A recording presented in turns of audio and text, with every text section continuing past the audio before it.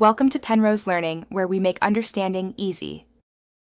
In this video, I will show how to make cheese nuggets, easy method. Start by preheating your oven or oil and gathering cheese, binder, seasonings, and coating.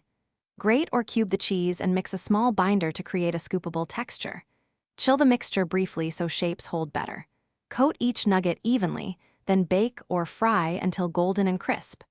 Serve hot with your favorite dipping sauce and enjoy the crunchy, melty bite. Collect all ingredients and measure precisely to ensure consistent nuggets. Shredded firm melting cheese works best for structure and flavor, while a small egg or cornstarch keeps the pieces together.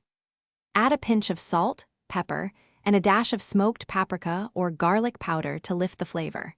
Having a bowl for coating and a chilled tray ready will make assembly and cooking smooth and efficient for quick, tasty results. Forming consistent nuggets is key to even cooking and predictable results.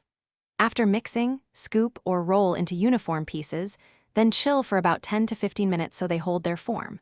For frying, use medium heat and cook a few minutes per side until golden. For baking, use 425 degrees F on a lined tray and watch for browning.